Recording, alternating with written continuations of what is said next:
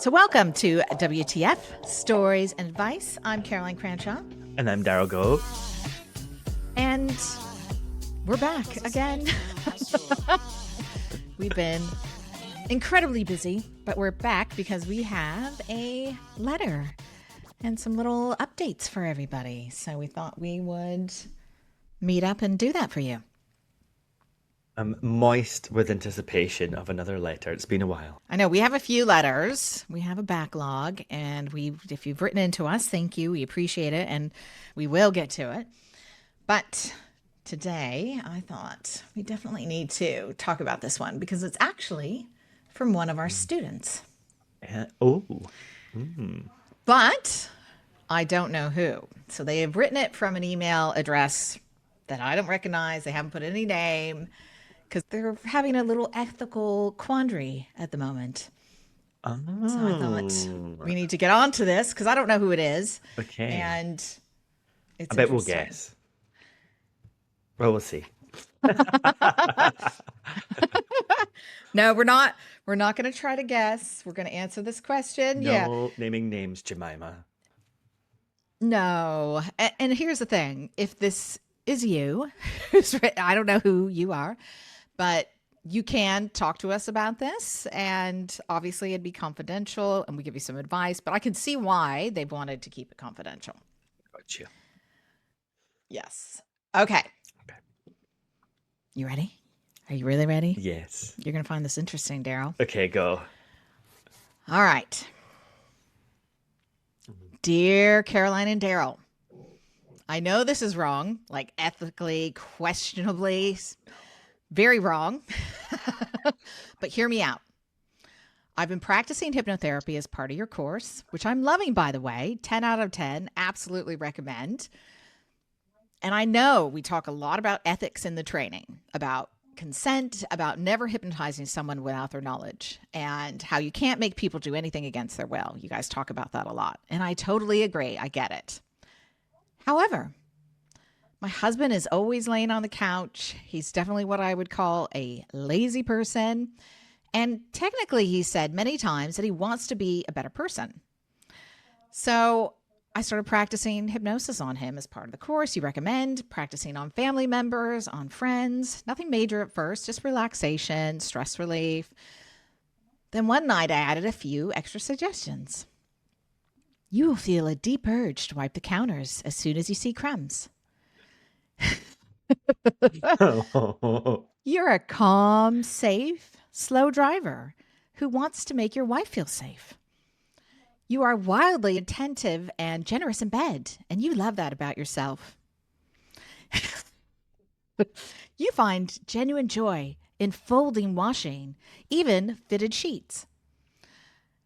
Of course, I would add in that he would remember those suggestions because I'm thoughtful like that.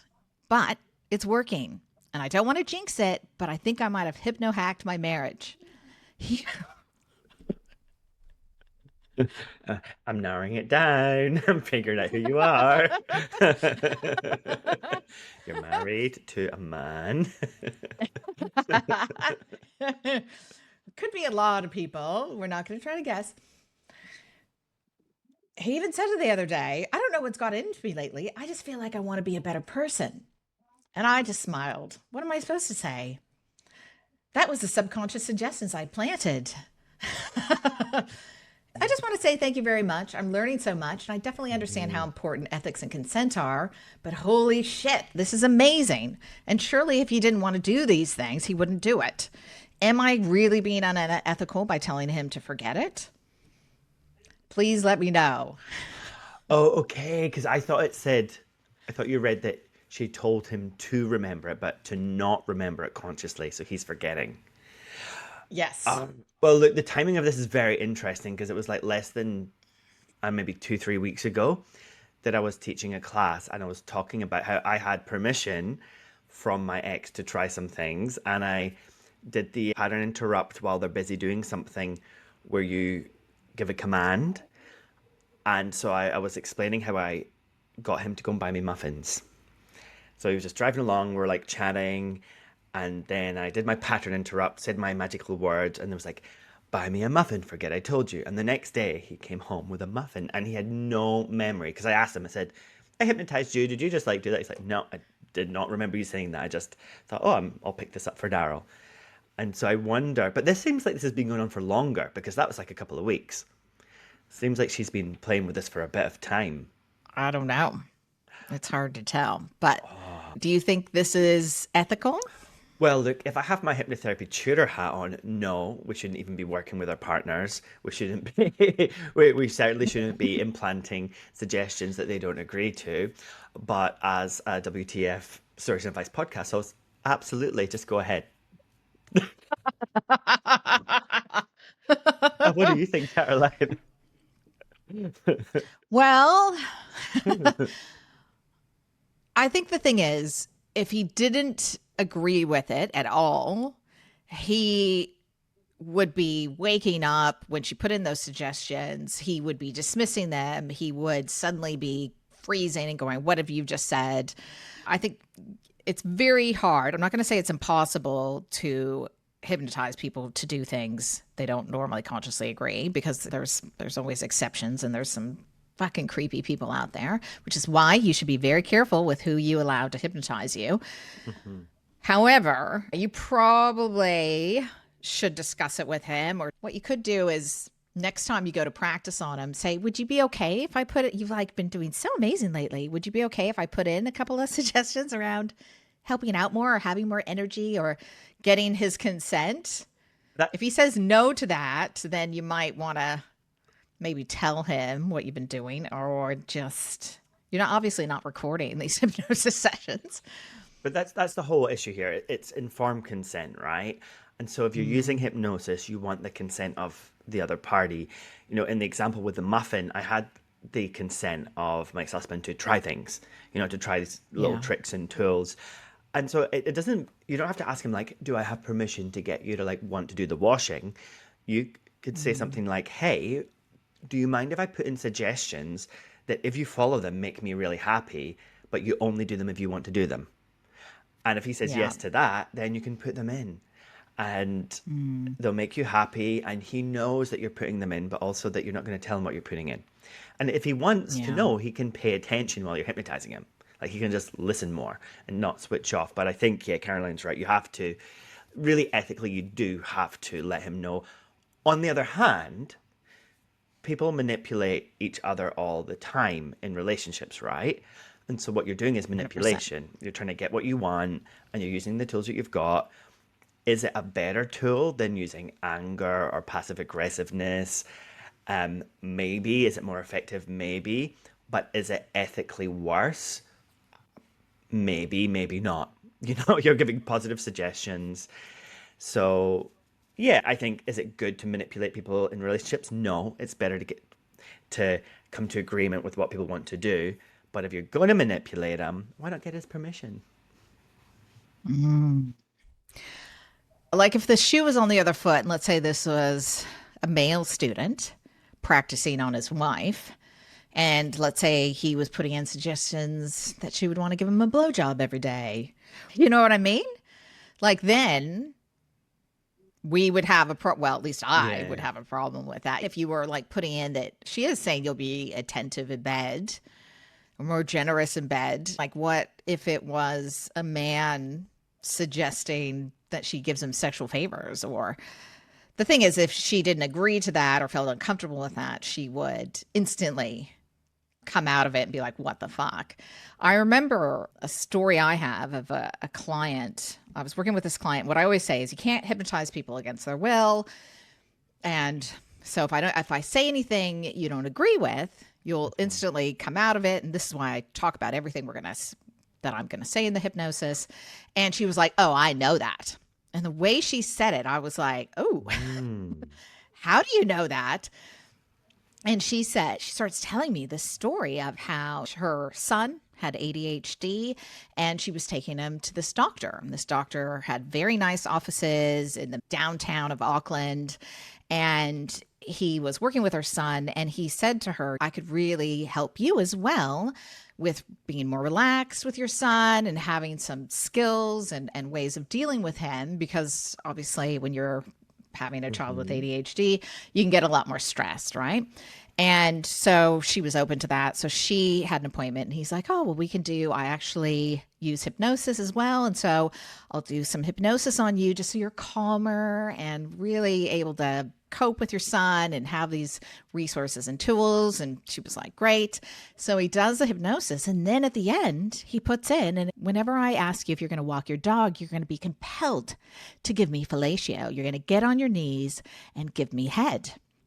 And she said, I just froze. I went completely cold. And then he said, you'll forget I ever said this, but you will be compelled to do this. And then you'll forget you did it. And she was just shocked and said she was frozen with fear. So he brings her up and he put in a few more times that you'll forget I ever said this, but you'll want to do it. You'll get great pleasure in doing this for me. Brings her out and he was like, oh, how was that? And she was like, good. And she said she just was like, I have to get the hell out of here. And he's like, so you're going to walk your dog today? And she went, no. And fucking busted out of the room, goes running out of reception. The receptionist chased her out of the place because she hadn't paid. And it's like, you need to pay for your session. And she's like, he just tried to hypnotize me to suck his dick. And the receptionist froze. And so she said she ran out of there and went straight to the police and reported it. She was just horrified. And it turned out that this guy had been struck off as a doctor in the UK. So he wasn't even legally licensed to be a doctor for the same thing. You get predators in every industry. 100%. I don't think that hypnosis is a great tool for people that want to be predator. I think he thought it was, but because he misunderstood that hypnosis is not about control. It's not about, you can't actually make people do things. It would be very, very, very hard to compel somebody to do something because they would actually have to want to do it. And so I think he had a misunderstanding of what hypnosis is, but he was obviously a perv. I know somebody whose GP made them walk naked back and forward in front of them a lot when they were very young, and they didn't know that it wasn't normal until much later when they're like, hang on, that wasn't normal that my doctor made me do that. And so whether it's a doctor or a hypnotherapist or anything like that, you're going to get your perverts and they must be called out and they must be prosecuted and police must be called straight away. And in saying that, you throwing in suggestions for your husband to do the dishes. I get suggestions to do the dishes in the morning, but instead of it being in hypnosis, it comes in the form of being a bit louder. So he's just a little bit louder, Knocking the I didn't slamming a few things. Not that far. I was actually having this conversation the other day. He says, Darryl, have you thought about telling your friend, my friend had this issue, to be passive aggressive? And I said, no. He goes, oh, it's fantastic because you could just get your message across and then pretend you didn't do anything. I was like, That's what he said. Yeah. Have you thought of being passive aggressive? You're like, did you not realize I know when you're being passive aggressive, darling? And that's hilarious. Oh, bless. That's so funny. Yeah. Well, I guess I know I can be passive aggressive if I'm feeling shitty. I definitely will slam doors a little bit louder and stomp a little bit. And the angry cleaning. You're not getting help. It's the angry cleaning. That's what it is. It's I'm cleaning the yard. And I'm like, you can be angry cleaning all you want, but I already feel like I've done my share this week and I'm lying in because it's okay for me, so I'm not going to join you. But he's really not that bad at all. It's just from time to time, and it's the same with me. If I want something from my partner, I'll have ways to try and get it. For example, baking a cake, I discovered is a good way to get some of the things that I want in my relationship. And I was like, better call Caroline and tell her if I ever complain about something, tell me just bake Juan a cake. And he's just so much of a better boyfriend. So, well, they say man's A key to a man's heart, or the secret to a man's heart, is to feed him well and fuck him, right? Feed him and fuck him. Those are Very the two true. rules. So, Yeah. look, I judge you, but not entirely negatively. I think don't mix sex stuff in there. That is just that's crossing a line. That's blurry. And I think, look, don't work with your partners. Like if you're in my class, I always say that when you're practicing, you want to practice on your family because you love them and you or because they're close. They're the worst people to practice on because they're gonna like it's gonna not work with them. They're not gonna listen to you. It can change your relationship with your partner. It can change the power dynamic. You know, we've been together 6 years, me and Juan, and I have never hypnotized him. I've never tried to hypnotize him, and I won't hypnotize him because I just don't want to go there. And that's my advice to you. Just stop it, find someone else to practice on. And look, you can give suggestions to clean things, not in hypnosis. Oh, I went down to the shops today, clean the dishes. How are you? You don't need hypnosis to put in suggestions. Be more attentive in bed. Do you want some muffins for Yeah. breakfast? You can still give suggestions without hypnosis, and then it's more I ethical. get so horny when you clean. Oh my God. Ooh. Yeah, I there's love it other when you're ways. attentive. It's so nice. It makes me feel amazing. Thank you. Yeah. Yes. I think the thing is, it is ethically crossing a line. It definitely is.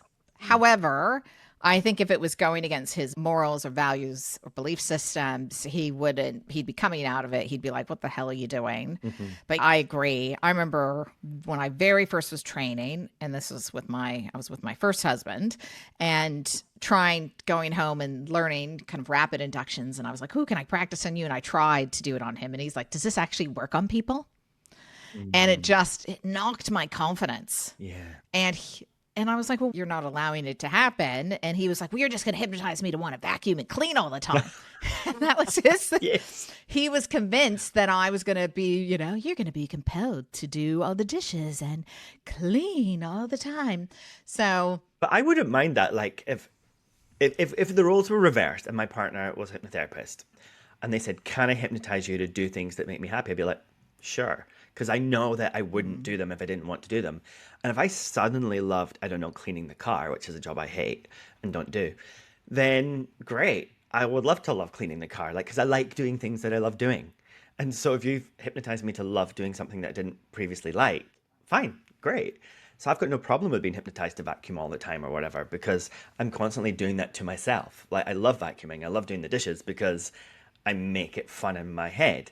So yeah, I think just be open about it. And if, one of my new rules is if your partner's not a dick, it will be fine. yeah, very true. But you might be a dick, and I think I know Yeah. who you are, Sorry. Timothy. I'm waiting for you to blink. Sorry. I don't know who it is. I don't know. It is an anonymous letter because I think they were afraid to. Obviously, they probably don't want to bring this up in class in front of other students. Yeah. So, and maybe want to see how we'd react. But yeah, just letting you know, you can absolutely talk about this Yeah. and we would keep your confidentiality and give you some advice. But send one of us a text and just say, hey, can I just ask you a question real quick? And we're happy to do it. So interesting. And that's the power of hypnosis is really amazing. Well, the I don't know if we other talk about that enough. no, we need to talk about it more and all the things we can do. And I think we kind of half started a series of like working with like anxiety and things like that. And I think it's something we should come back to. But there's some really important things going on in the world right now. For example, have you seen that movie? What was it, Speak No Evil, or whatever it is, with James McAvoy? No, The no, fuck, you haven't seen that? With no. no, and he's like him and his wife and kid befriend another couple with a kid on holiday in Italy and invite them to go and stay with them in the English countryside. No, I think it No. looks scary. So I was like, no. So what happens? Tell me. Oh, we were watching it and we were like, oh my God, I can't watch this. This is too stressful.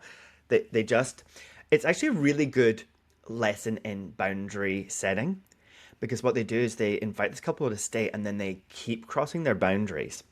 And every time the couple gets freaked out because their boundaries have been crossed, for example, one night the mum can't find her daughter and it's in the host's bed. She's in the host's bed with the couple.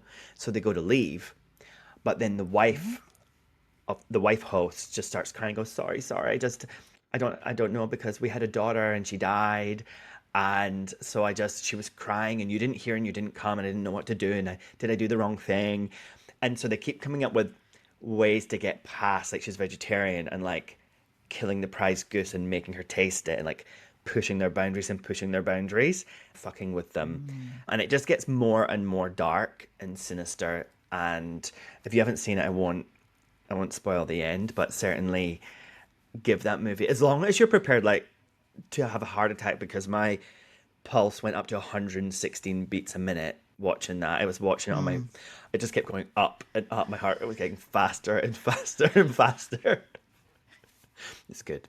I used to love stuff like that. I can listen to stuff. Well, I can listen to like true crime podcasts and stuff, but with the visuals as well, my nervous system just gets too wound up, and I get enough stimulus at work with people telling me about their traumas or stuff that's going on that I'm just, I struggle. I don't want to ruin it for other people. I'll get you to tell me what happens.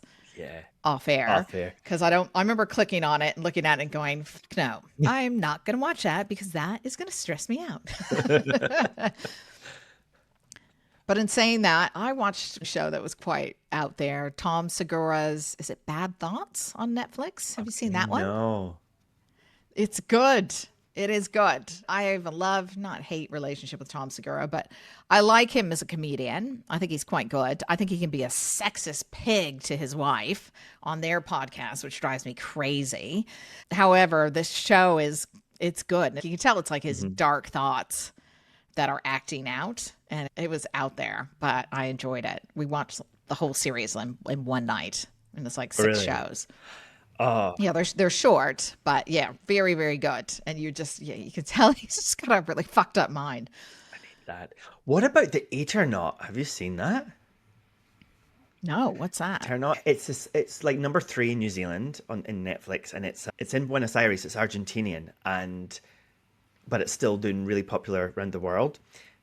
It's based on a comic from the 1950s where it starts snowing like in the middle of summer, and it shouldn't be snowing. And if the snow hits you, you die. So only the people that stay inside live. And we're not sure what's going on. Like, is it an alien invasion? Is it like a solar something event? And it develops and gets quite interesting. So if you like your sci-fi future, what's that category of movie called? Like end of the world style? Then it's a really good like one. Apocalypse type shit. Yeah, post-apocalyptic. It's got like good characters, good acting. Yeah, it's a really fun little movie. 6-part series rather than movie. What's it called again? The Eternaut, or like the Ethernaut. Eternaut. And is it in English or Spanish? I think it has like English dubbed, but it's in Spanish. Yeah. Okay. Yeah. That'll be interesting. What have you been reading, Caroline? That is a good question. I should know the answer to that. Have you read The Hypnotist Love Story? The Hypnotist Love Story. I think I have. It's quite an old book. I just that's started it. Leanne Moriarty or whatever. Yeah. I don't think I finished it. I started to go, meh. One thing I've read recently that I enjoyed was The Perfect Divorce by Geneva Rose. She wrote The Perfect Marriage. Okay. And The Perfect Marriage, where the main character is a lawyer, and a defense lawyer, and her husband is charged with murdering this woman he was sleeping with, and she defends him, and you'll have to read the book to find out. So now The Perfect Divorce it's her years later. She's married to somebody else, and something else happens, and like her past comes back, and it's quite good. But there's a few evil characters, and just wow, and the profile of a psychopath. So I thought that was good. I enjoyed it. What about you? Do you have any recommendations?